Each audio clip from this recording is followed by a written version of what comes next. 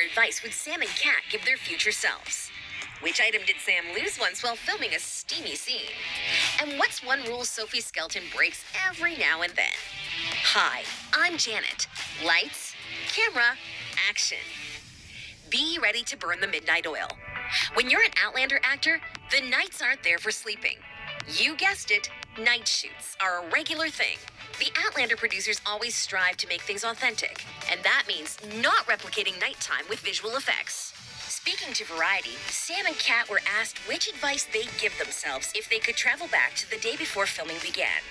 Sam and Cat didn't have to think twice. Get sleep.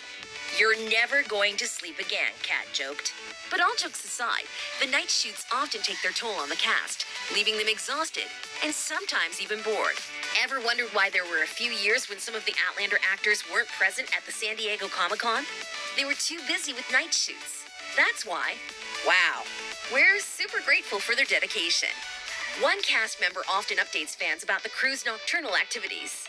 On night shoots, waiting for the rain to stop, Sam tweeted. That seems less than exciting.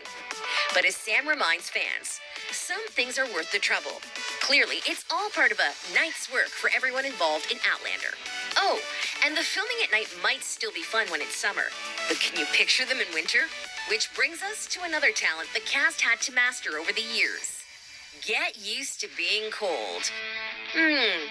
Think rain, wind, and freezing temperatures. Then, also don't forget that many scenes are shot in secluded areas with, very often, no electricity. In an interview with Entertainment Weekly, the four leads and co-producer, Marl Davis, take a trip down memory lane. What's the coldest they've been on Outlander? For Davis, it's an earlier scene where Claire says goodbye to Frank at the train station. Claire agrees. I've never seen a group of more miserable-looking people. Sophie recalls the scene where Jamie attacked Brianna. To help her see, she couldn't have stopped Bonnet. At one stage during the scene, the cameraman couldn't even hold his camera anymore because his fingers were freezing. Sam points out that there was sideways snow that day, and they had to reshoot the scene later.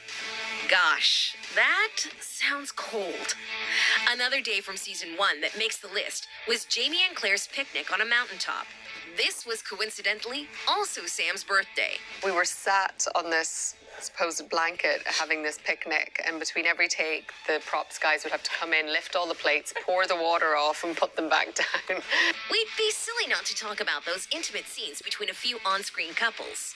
So, next up, be ready for kissing on set.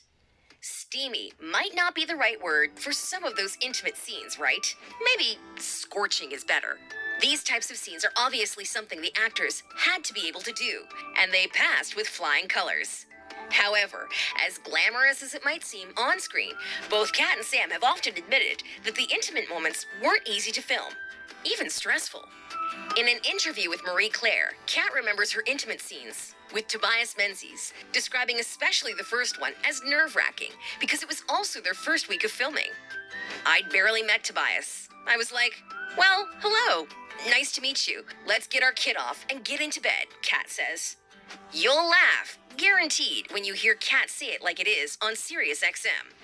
You're usually doing those scenes in front of about 20 people, mostly burly, sweaty men whose jeans are like halfway down their bum crack, so it's quite easy not to get carried away. Talking to 92Y+, Kat joked about the modesty patch she gets to wear, saying, it really doesn't protect your modesty, dignity, or anything else. Which led to Sam in turn sharing his embarrassing moment, which is just beyond funny, to be honest. I went to the bathroom, and I dropped my modesty pouch into the urinal.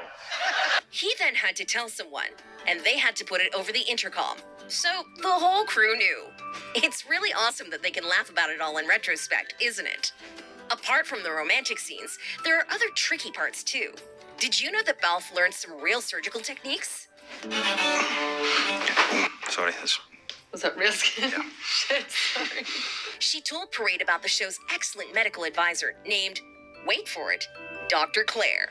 The real-life Dr. Claire talks Balfe through everything she's going to do, like how to hold a scalpel or tie a one-handed knot. There's another cool new skill for Kat's resume. Moving on to get used to uncomfortable clothes. Yes, those costumes are wickedly cool, but just which one do you think is wickedly uncomfortable? The corset or the kilt? Hands down, the corsets. Because zips and Velcro weren't invented in the 18th century, the costume design team is committed to authenticity, and it was mandatory for all the ladies on set to wear corsets. This often proved to be somewhat challenging for Caitriona, although she pulled it off with such elegance. Speaking to Yahoo TV about those darn corsets, Balfe said she got laced in and tightened up every morning. And you're hoping that you just, have digested your breakfast enough. Caitriona says wearing the corset did inform her character a lot, though, because it goes to show how restricted women were back then.